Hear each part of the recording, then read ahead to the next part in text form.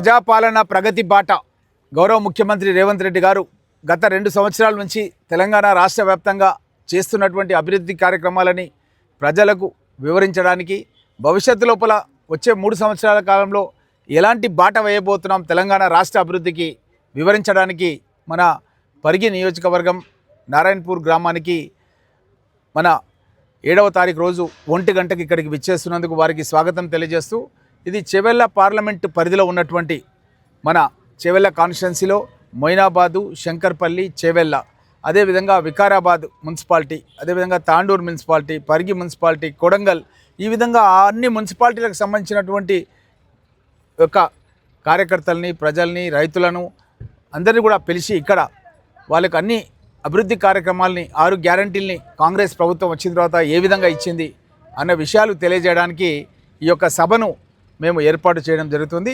ఈ సభకు ముఖ్యంగా చాలామంది ప్రజలు మన ప్రాంత వాసులందరూ కూడా బాగా తెలుసు. గత 10 ఏళ్ల పాలనలో బీఆర్ఎస్ ప్రభుత్వం లోపల వాళ్ళు ఒక్క 2 బెడ్రూమ్ల ఇల్లు కూడా మన ప్రాంతంలో ఒక గృహప్రవేశం కూడా చేయలేదు, మన జిల్లాలో కూడా చేయలేదు. ఒక్కరికి కూడా రైతులకు వాళ్ళు రుణమాఫీ విషయం లోపల కూడా వాళ్ళు చారణ అని చెప్పి 3 సార్లు చారణాలు వేసిర్రు, లాస్ట్ చారణ మర్చిపోయినరు. అది వడ్డీ మాఫీ పథకం కింద వచ్చింది తప్ప రుణమాఫీ పథకం కాలేదు. ముఖ్యమంత్రి గారు ఒకే ఒకసారి 2 లక్షల రూపాయల వరకు రుణమాఫీ చేయడం జరిగింది. రైతు భరోసా పేరు మీద కూడా 3 సార్లు రైతుల ఖాతా లోపల డబ్బులు 12,000 రూపాయలు ఎకరానికి వేయడం జరిగింది. ఇప్పుడు మరొకసారి ఎలక్షన్ కోడ్ అయిపోగానే రైతాంగం మొత్తాన్ని కూడా 9,000 కోట్ల రూపాయలు నిన్ననే గౌరవ ముఖ్యమంత్రి గారు మిర్యాలగూడలో అనౌన్స్ చేయడం జరిగింది. రాష్ట్ర వ్యాప్తంగా రైతులంతా కూడా చాలా సంతోషంగా ఉన్నారు. అదే కాకుండా ఇంటికి కరెంటు ఉచితంగా ఇస్తున్నాం.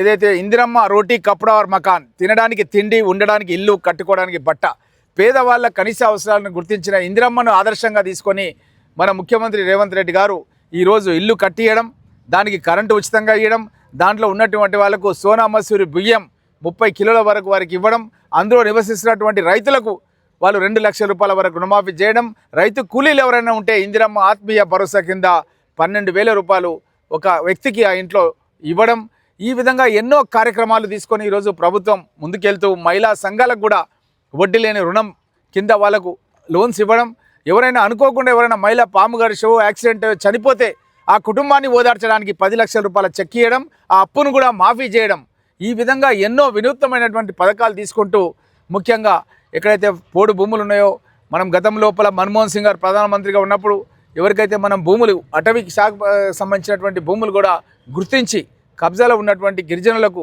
చాలామందికి భూములు ఇచ్చినాం. వాళ్ళకు కూడా సోలార్ పంప్ సెట్స్ కూడా ఇవ్వడం జరుగుతుంది.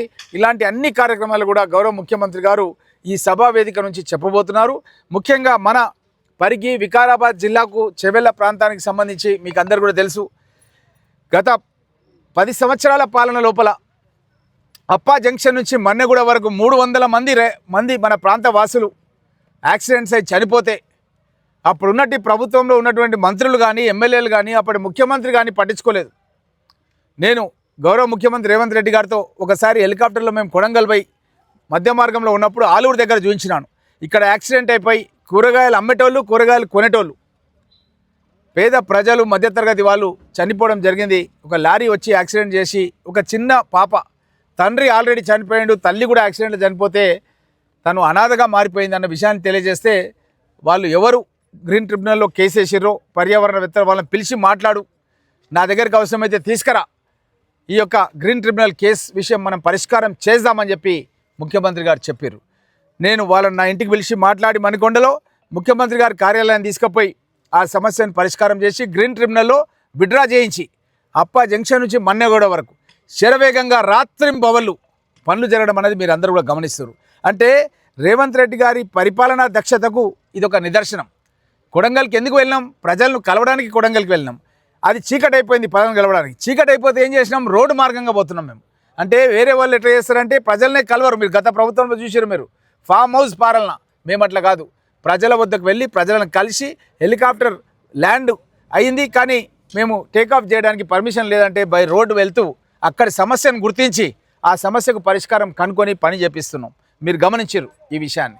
ఇదే విధంగా ఆ ఒక్క రోడే కాదు, మన పరిగి నుంచి ఇప్పుడు మనం వికారాబాద్ పోవాలన్నా 4 లైన్ల రోడ్డు. గతంలో సింగిల్ రోడ్ ఉండే, నేను ఎమ్మెల్యే ఉన్నప్పుడు 14లో డబల్ రోడ్ చేపించిన. ఇప్పుడు 4 లైన్ల రోడ్డు కింద మార్చి శరవేగంగా పనులు జరగడం.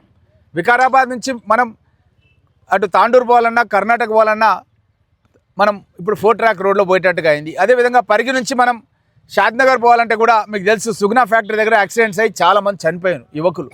అక్కడ కూడా 4 లైన్ల రహదారి పెద్ద ఎత్తున పనులు జరగడం మీరు గమనించారు. హైదరాబాద్ పోవాలన్నా మహబూబ్నగర్ పోవాలన్నా జడ్చర్ల పోవాలన్నా ఆ రూట్లో పోవచ్చు. ఆ రూట్లో పోతూ ఇంకొక రోడ్డు మన లాల్పాడ్ నుంచి అంగర్చిట్టంపల్లి పోవాలంటే కూడా మనకు డబల్ రోడ్ పనులు కంకల్ వరకు అయిపోయినాయి. కంకల్ నుంచి ఇంకా ముందుకు పనులు కొనసాగాలి. ఈ విధంగా సింగిల్ రోడ్లను డబల్ రోడ్లు చేయడం, డబల్ రోడ్లను 4 లైన్ల రోడ్డుగా చేయడం, మళ్ళా ఒక 6 లైన్ రోడ్డు కూడా మన ఓఆర్ఆర్ దగ్గర ఉన్న 17 ఎగ్జిట్ నుంచి తీసుకొని హిమాయత్ సాగర్ లేక్ నుంచి ఈ యొక్క షాబాద్ నుంచి మన పరిగి మండలానికి వస్తుంది. ఇది 40 నిమిషాలనే మనం ఓఆర్ఆర్ ఎక్కొచ్చు. 40 నిమిషాలనే అధునాతనమైనటువంటి రోడ్ ఇది.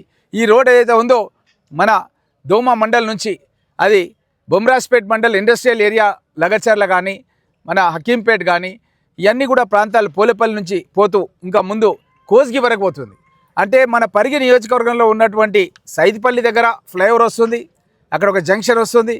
మైలారం వెంకటేశ్వర స్వామి టెంపుల్ మనందరికీ తెలుసు, అక్కడ కూడా ఒక ఫ్లైఓవర్ వస్తుంది. అక్కడ కుల్కచర్ల వాళ్ళు కానీ దోమ వాళ్ళు కానీ గండేడు వాళ్ళు కానీ అక్కడికి వచ్చి కూడా ఎక్కొచ్చు.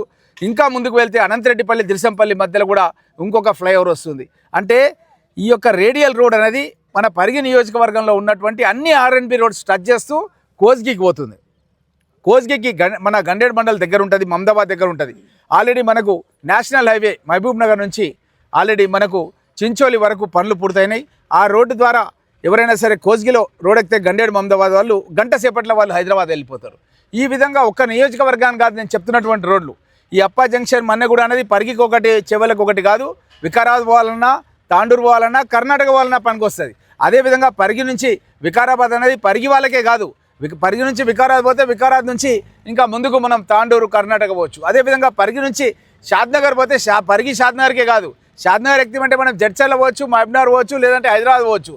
ఈ విధంగా ఎన్నో రోడ్లు డెవలప్ చేస్తూ గత ప్రభుత్వం లోపల రోడ్ల గురించి పట్టించుకోక దీనస్థితికి వచ్చి యాక్సిడెంట్స్ అయ్యి 300 మంది చనిపోతే కూడా వాళ్ళు ఏమాత్రం కూడా పట్టించుకోకుంటే కోట్లల్లో వేసిన కేసులను కూడా మా ముఖ్యమంత్రి గారి చొరవతో మేము పరిష్కారం చేసి అవి జాయింట్ మెమోరాండం ఫైల్ చేసి పర్యావరణవేత్తల సంతకాలు తీసుకొని నేనే దాన్ని గ్రీన్ ట్రిబ్యునల్ లేపించి విత్డ్రా చేయించినటువంటి సంఘటనలు మీరు గతంలో ఎప్పుడు కూడా చూడలేదు. అంటే మా ప్రభుత్వం, మా ముఖ్యమంత్రి, మేము ఎమ్మెల్యేలం ఎంత చొరవగా ఎంత క్లోజ్గా ప్రజా సమస్యలపైన పనిచేస్తామన్న దానికి నిదర్శనం ఇది రోడ్ల గురించి. అదేవిధంగా నేవీ ప్రాజెక్టు మన కాన్స్టిట్యున్సీ లోపల పొడూరులో 3000 కోట్లతో 3000 ఎకరాలలో 3000 మందికి ఉద్యోగాలు వచ్చే ఈ యొక్క లో ఫ్రీక్వెన్సీ రేడార్ స్టేషన్ గతం లోపల బీఆర్ఎస్ గవర్నమెంట్లోనే వాళ్ళు భూమికి డబ్బులు నేవీ వాళ్ళు కట్టిరు. ఆ నేవీ వాళ్ళు కట్టినప్పటికీ కూడా భూమిని వాళ్ళకు ఫిజికల్గా హ్యాండ్ ఓవర్ చేయకుండా దాన్ని తొక్కి పెడితే ముఖ్యమంత్రి గారు రేవంత్ రెడ్డి గారు అయిన తర్వాత మళ్ళీ నేను నేవీ అధికారులను తీసుకుపోయి వాళ్ళ సమస్య విన్నవించి వాళ్ళకి ల్యాండ్ హ్యాండ్ ఓవర్ చేపించి ముఖ్యమంత్రి గారు స్వయంగా వచ్చి దాని పనులు స్టార్ట్ చేసిండు. శరవేగంగా ఈరోజు పరిగి కాన్స్టిట్యున్సీ పోడూరు మండలంలో 3000 కోట్లకు సంబంధించినటువంటి పనులు జరుగుతున్నాయి. ఇవి కాకుండా రైతు బిడ్డలుగా మన ప్రాంతానికి మన పరిగి, వికారాబాద్, తాండూర్, అదేవిధంగా చేవెళ్ళ, షాద్నగర్ నియోజకవర్గాలకు కొందుర్గు, పరిగి, లక్ష్మీదేవిపల్లి, పరిగి మండలంలో కొంత భాగం, కొందుర్గు మండలం షాద్నగర్లో కొంత భాగం, ఒక పాలమూరు రంగారెడ్డి లిఫ్ట్ ఇరిగేషన్ కట్టడానికని కనీసం గత గవర్నమెంట్ లోపల ఎవరు కూడా ఆ యొక్క ప్రాజెక్ట్ సైట్ విజిట్ చేయలేదు. నేను ప్రతిపక్షంలో ఉండి రేవంత్ రెడ్డి గారిని, ఉత్తమ్ కుమార్ రెడ్డి గారిని, బట్టి విక్రమార్క గారిని, ఈరోజు ప్రభుత్వంలో కీలక పాత్ర వహిస్తున్నట్టు ముఖ్యమంత్రి, ఉప ముఖ్యమంత్రి, ఇరిగేషన్ మినిస్టర్ ముగ్గురిని పత్రికా మిత్రులు మీరు అందరికీ తెలుసు నేను సైటుకు తీసుకుపోయి మీటింగ్స్ పెట్టించిన.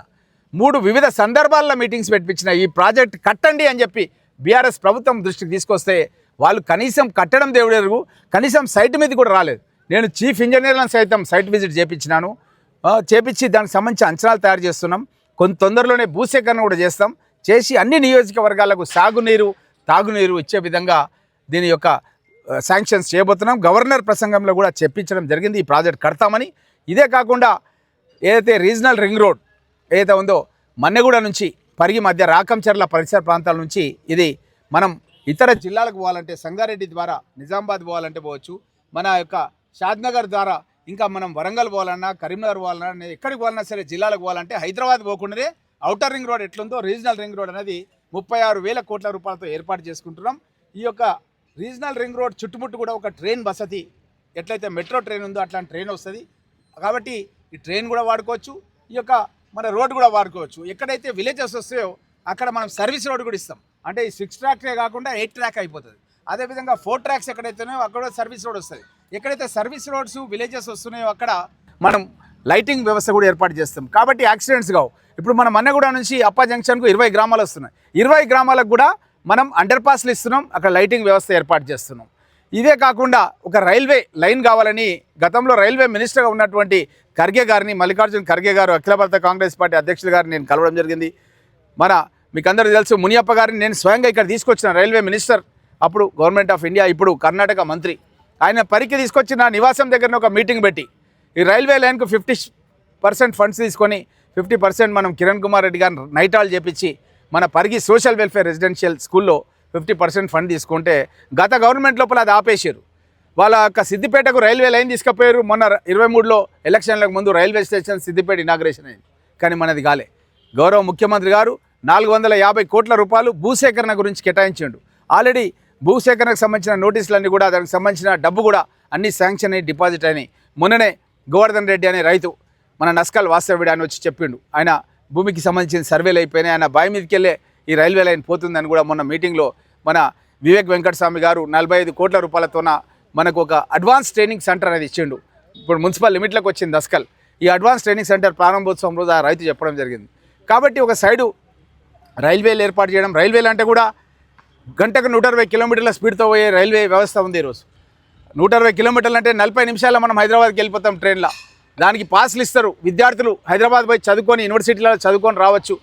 అదేవిధంగా ఎంప్లాయీస్ కూడా ఐటీ కంపెనీస్లో పోయి జాబ్ చేసుకొని కూడా రావచ్చు. ఇలాంటి పరిస్థితి వికారాబాద్ తాండూరులోకి ఆల్రెడీ ఉంది, మనకు కూడా తొందరలోనే రాబోతుందన్న విషయాన్ని కూడా తెలియజేస్తూ, ఇవన్నీ కూడా నేను చెప్తున్నటువంటి పథకాలన్నీ కూడా కలిపి దగ్గర 60,000 కోట్ల రూపాయలకు గౌరవ ముఖ్యమంత్రి రేవంత్ రెడ్డి గారు మన జిల్లాకు, మన ప్రాంతానికి, మన ప్రాంతంలో ఉన్న చుట్టుముట్టు నియోజకవర్గాలకు అన్నిటికీ ప్రయోజనం పొందే పథకాలు. ఇది కేవలం పరిగికో, కొడంగల్కో, వికారాబాద్కో కాదు. ఇది మొత్తం మన జిల్లా వ్యాప్తంగా 60,000 కోట్లకు సంబంధించినటువంటి నిధులు, శాంక్షన్స్ అన్నీ కూడా ఇవ్వడం జరిగింది.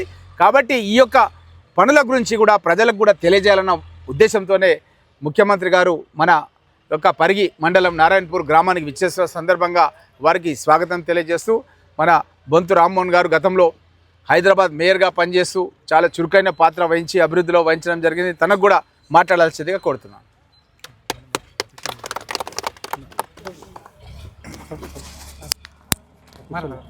సార్ ఒక్కసారి మీటింగ్ ఎన్ని గంటలకు స్టార్ట్ కాబోతుంది, ఒకసారి మీటింగ్కి సంబంధించిన వివరాలు చెప్పండి.